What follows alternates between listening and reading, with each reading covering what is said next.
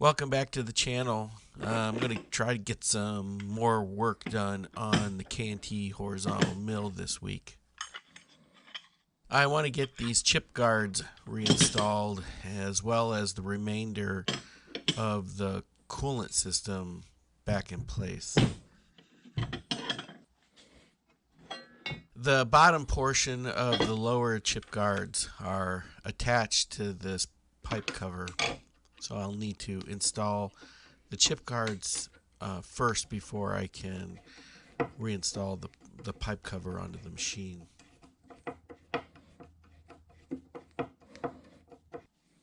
With the lower section in place and secured, I can slide the intermediate section on. There's a, I guess you might call it like a T-bolt on the face of the middle section that slides into this T-slot, and there's a tiny screw that you put in the bottom of the T-slot to keep it from coming out, keeping it connected to each other.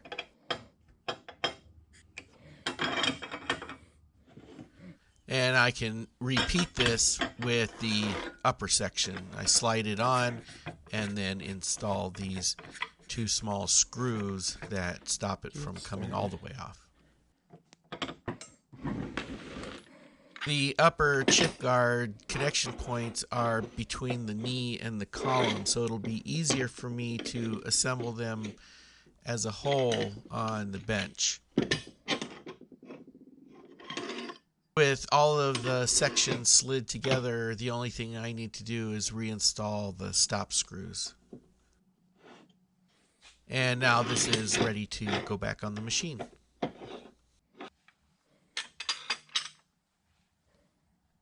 It's going to be a lot easier for me to install this upper chip guard now before I install the pipe and the pipe cover. This upper screw goes through the top section of the guard and fastens to the column.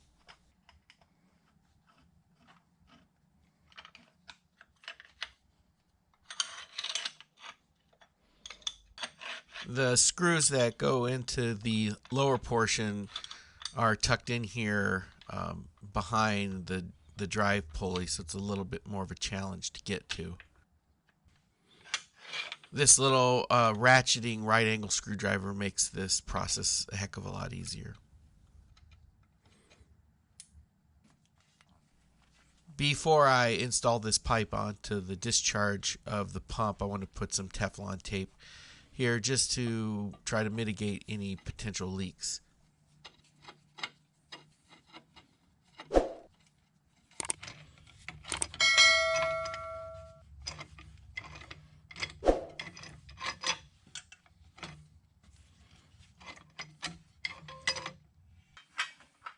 With that long pipe screwed into the elbow coming off of the pump discharge, I can slide over the pipe cover that has the lower chip guard attached to it already. There's a recess in the base of the column that these chip guards will collapse into when the knee is all the way down. With the pipe cover in place, I can install the mounting screws at the top and the bottom.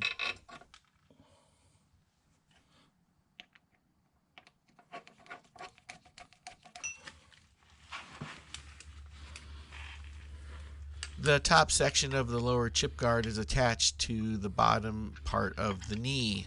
Unfortunately, it's in a really horrible spot. It's extremely difficult to reach with a screwdriver. It's difficult to tell from this video, but there's just no easy way to get to it.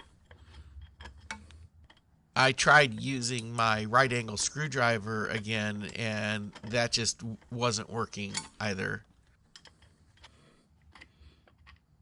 I just kept trying with a regular screwdriver, and I think I managed to get it tight enough it's not going to go anywhere. With the pipe cover and chip guards in place, I can start reassembling the top half of this coolant system.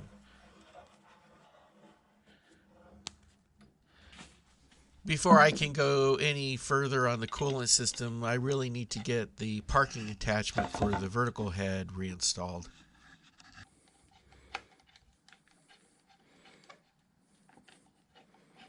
These 4 screws attach the bottom part of the attachment on where the original vent cover would have been.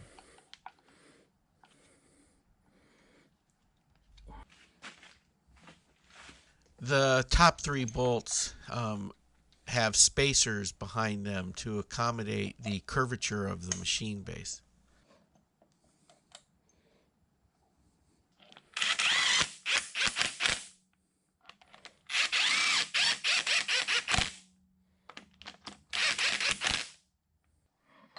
With that in place, I can get ready to install the pivot arm. I do want to make sure that this through hole is good and clean before I slide this piece back in. And of course, it never hurts to use a little bit of machine oil on all of these mating parts.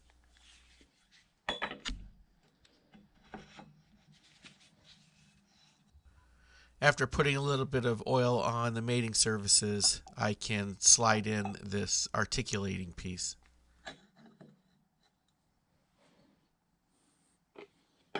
With the holes between these lined up, I can now insert the pivot pin. Now this can only go in one way because it's held in with a taper pin, and that taper pin needs to align with the holes that were drilled in. I'll use a punch inside the hole on the articulating end while I tap the pin through, and that should help me line up the corresponding taper pin hole that's in the pin.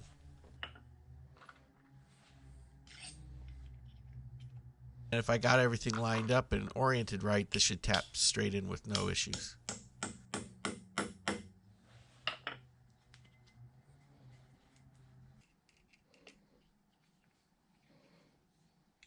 I don't know what this next piece is called, but I'm going to call it a knuckle. And after putting some oil on the mating surfaces, I'll slide it into place and get ready to put the pin in.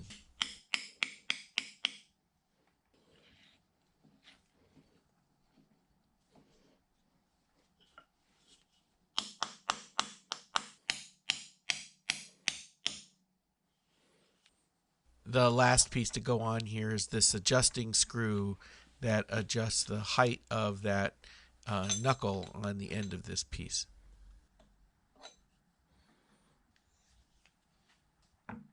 Well, with the parking attachment all together, I want to move this vertical head out of the way.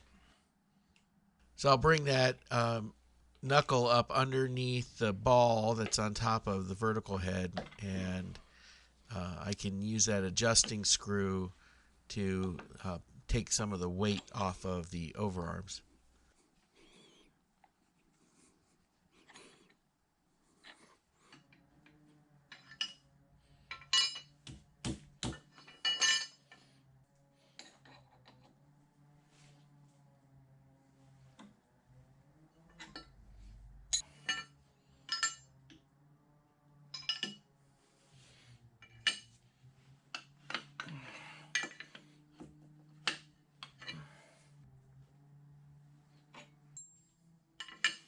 There we go.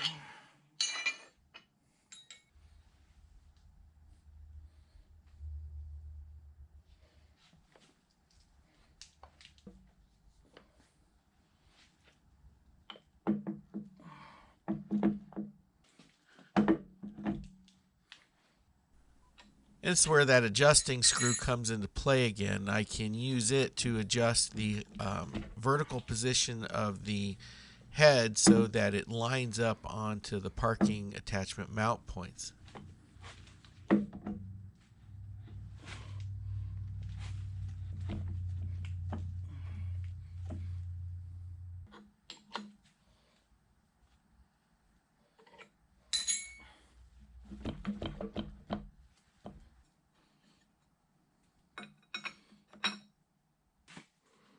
Next step in the coolant system is to install this through pipe that comes up through the parking attachment and then screws into the elbow coming off of the long vertical pipe. Well, as often happens, things don't quite go according to plan, and this pipe does not line up. Interesting. So I think I need to adjust the parking attachment a little bit here. And before I can do that, I need to take the head back off of it. So I'll do that off camera and bring you back.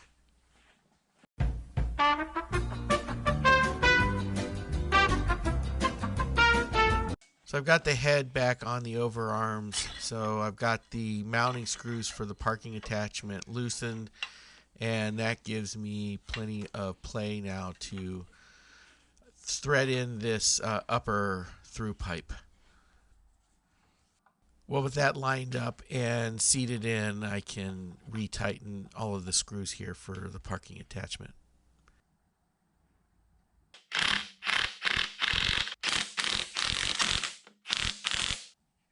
With the parking attachment secured once again, I can move this head off the overarms and back onto the parking attachment.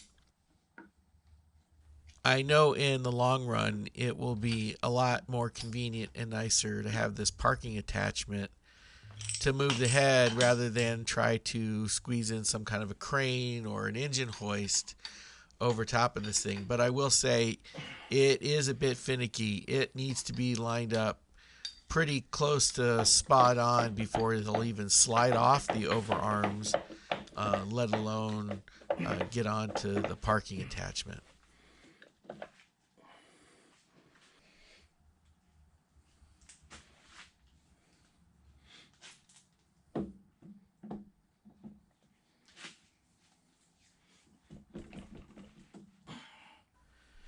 I'm sure at some point I'll get a better feeling for this and be able to do this a lot quicker than I'm able to now.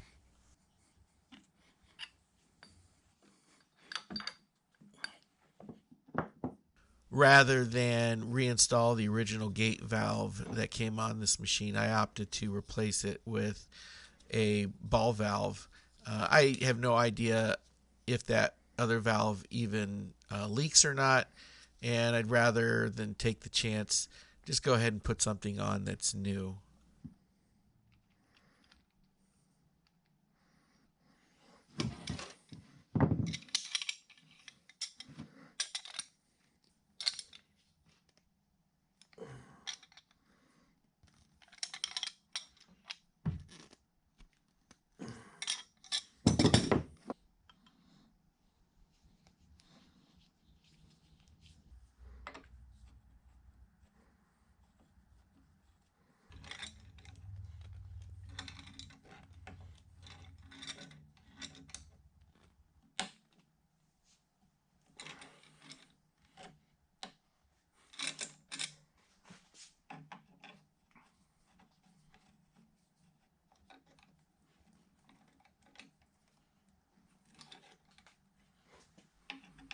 Yeah, that downward pipe was a bit too long, I think. I don't know if this is going to be much better, but it's at least shorter.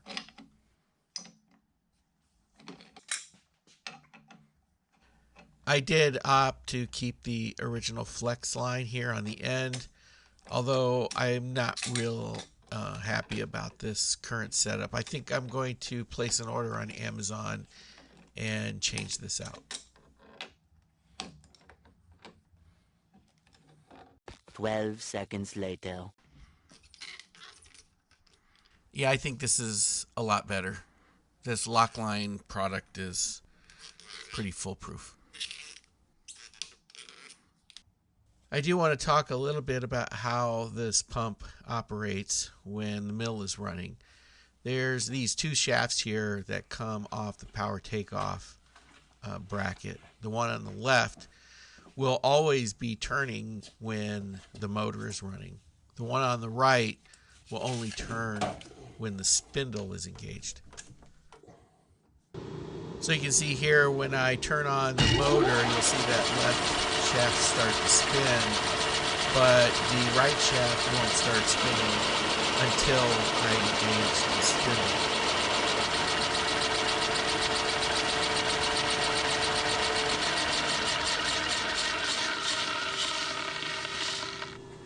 I have another coolant pump here on the bench, and you can see this input shaft. This is what drives the coolant pump. And if you remember from the video I just showed you, that spindle power takeoff shaft is the one that spins this input shaft, which then drives the gear pump. If I wanted to change the pump so that it was always on whenever the machine was on, I just need to take this cover and rotate it 180 degrees. Now that input shaft is lined up with the shaft that's always spinning whenever the motor is engaged. I think for now I'm going to leave mine the way it is. Although it's not in the most convenient location, it's really not all that difficult to get to should I change my mind. I think that's going to have to do it for this week. I've made quite a bit of progress in getting this machine cleaned up and put back together. Next up should be the table. I should be getting the table and the saddle off the machine. Well, until then, if you like this video, I'd appreciate you give it a thumbs up, leave me a comment, tell me what you think so far. It really does help with the Google Analytics, getting the videos suggested out there. If you're not a subscriber, hit that subscribe button. Until next time, thanks for watching.